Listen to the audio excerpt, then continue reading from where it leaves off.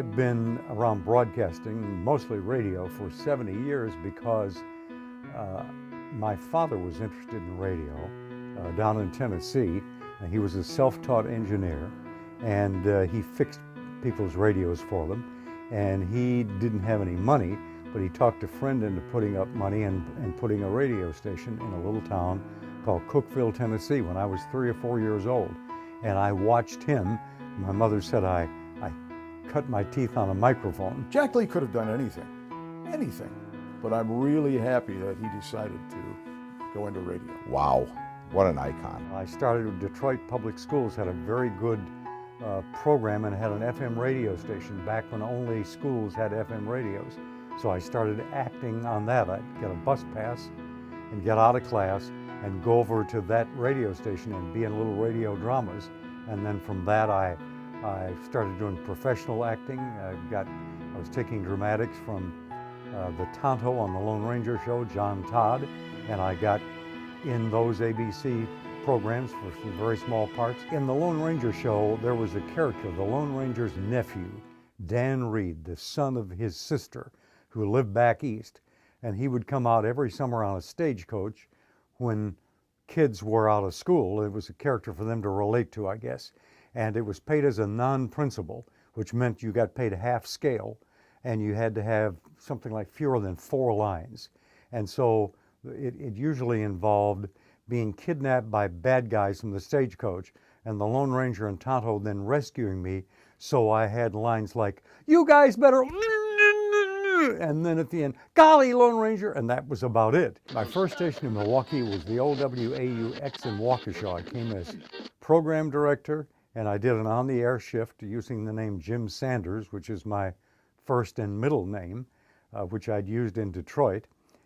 And after about a year of that, I got offered a job to go back on the air doing Top 40 at WOKY. So in late 1965, I joined WOKY as assistant program director and did various shifts there and worked there till 1970. And that was my last on-the-air job. When Jack Lee was at WOKY, this guy had a 50 share of audience. Now that's never happened since Jack Lee did that. He was on, I think he was doing nights at WOKY in the 60s. And he literally had an Arbitron book that gave him a 50 share. That in itself is pretty unbelievable. This is the Jack Lee 9 to Noon Show on Fun 11 WOKY with Otis Redding now in the dock of the bay. Radio's theater of the mind. Jack was the best at it. And Jack is an actor by trade, as we all know. Maybe that was it, I don't know. But you put Jack Lee on the air, and people were mesmerized by him. I'm glad I never had to compete with Jack Lee on the air.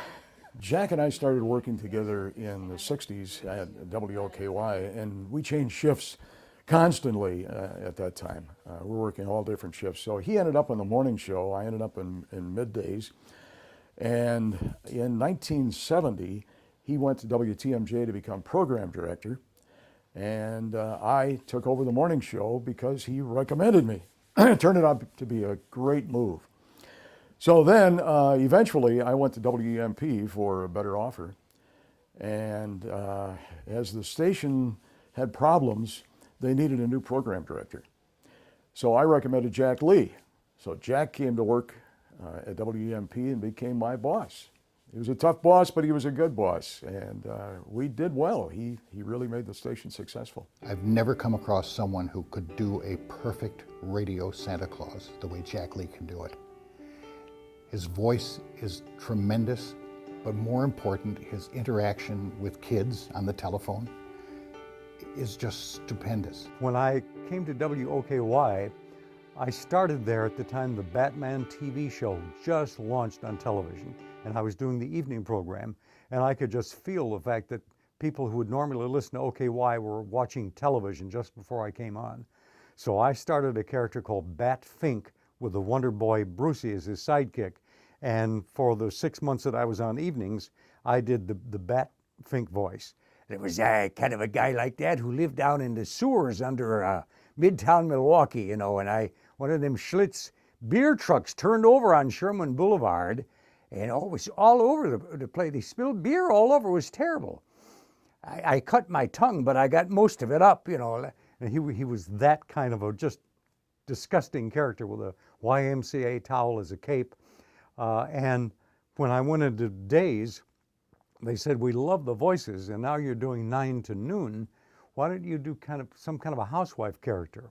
And that's when I came up with the Lady of Charm, because in Detroit on television, there was Edith Fern Melrose, the Lady of Charm, who did like a charm and cooking school, just bizarre show. I can't even describe how bizarre she was.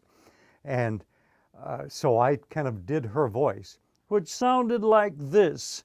And so as a sidekick to Jack Lee, I did the Lady of Charm, and I would say, we got advice to the lovelorn, and I come in a little late this morning. It was icy out there, you know, in the parking lot at WOKY, and I got to tell you that I slipped in the parking lot and did some.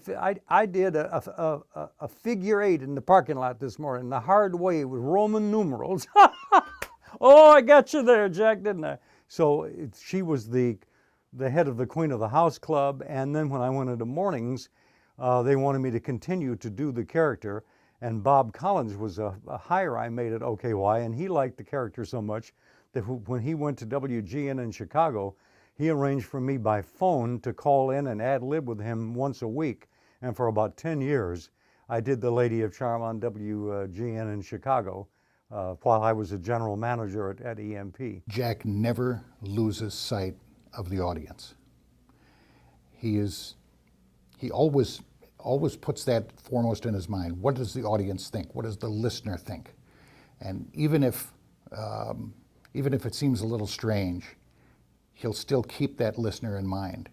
You know, anybody who worked in radio, when phone calls would come in and say, there's another crazy on the line, Jack would never say, no, don't call them crazies. Just think of them as lightly tethered to reality. Cutting through the bureaucracy and kind of loosening up and modernizing WTMJ was one of the things I was most proud of in my career.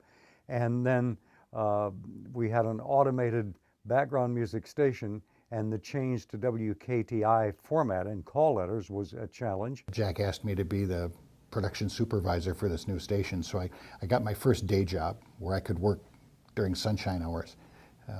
And that was primarily because of Jack. And I took the job, quite frankly, without knowing what it was and what it involved. But he was the guy that taught and helped it work and made it work. A terrific man to work for, absolutely terrific. The low point in my programming career was Disco 99. The owners of the station at the time before we were sold to the company that started WMYX at 99.1 in Milwaukee, were aware of the disco craze, and they decided that while they had the station on the market, that perhaps they could increase the ratings and the value of the station by doing the disco format. And so I warned them about the possibility of it being short-lived, but it was kind of interesting. And we didn't have studios, we only had automation. So I think I put together the first automated disco station in the country. The difficulty in those days was that disco songs were 45 or 50 minutes long, and that caused the time correct on automation to not work. And so you just, all kinds of crazy things happen. And we were Disco 99 for about 6 months. We didn't have a big air staff there initially, but then Jane Matnair, who's now on the air in Milwaukee doing mornings at B93, was someone that I encouraged to be moved from overnights to a morning show, one of the first female morning show hosts in Milwaukee. Jack saw something in me that I didn't even realize was there. Jack Lee taught me to be myself. He always said that one of the reasons why he liked me was that I was not a giggly sidekick, and that he never wanted me for that role. And I guess he gave me the freedom to not have to fall into that kind of stereotypical female sidekick where all she does is laugh. I was encouraged to have and voice my own opinion, and I've always had very strong opinions, and it was a nice, safe place for me to nurture that. I think Milwaukee radio, from 1960s to present. For a market the size of Milwaukee, to have the talent we have in Milwaukee, the reason we do is because of people like Jack Lee. He made us all better, continued to make us all better. Because if we fell, Jack skyrocketed. So whether it was EMP or TMJ or OKY or Saga, Jack just raised the bar. Then he gets out and he runs the most successful organization of all radio stations in America, Milwaukee area radio stations. We called it MARS. And he was the chairman of the board. And we would get all these suits around the table, all these general managers, who most of them didn't even talk to each other anyway. And Jack would be at the head of the table. And out of respect to Jack Lee, those were the most productive meetings that you'd ever see an organization do. We did one for let's make Milwaukee better. Let's do one to make radio better in Milwaukee. Jack was the impetus for all of those starting and being great projects. I think my legacy is that I spent 70 years in radio having a lot of fun, and I got bored easily, and so I did everything from acting to disc jockeying in every format, to being a program manager, a general manager. I ended up in digital media and sales, running a trade association, and I was, I think, a jack of all trades. I was not really good at anything, but I was good enough to be employed at just about every job except engineering. And really what Jack did, more than anything else, he made us all better. Jack Lee should be in the Hall of Fame because of, first of all, his enormous success as an on-air personality at WOKY, for his skill and talent at building people at WTMJ as a program manager, and then after that to go into station management. I mean, this is the full gamut. The only thing I'm not sure if he ever did was sweep the floors in the place, but in every portion of broadcasting, he left his mark. Jack was just known as a good guy and someone you could trust. Lord knows today, if you find someone you can trust, put them on a pedestal quickly, because they're few and far between. Oh, Jack Lee is Mr. Radio in Milwaukee. He just means everything to the radio business. Does he belong in the Wisconsin Broadcasters Hall of Fame? He's ringing the bell. He's waving the flag. We all looked up to Jack Lee. Doesn't get any better.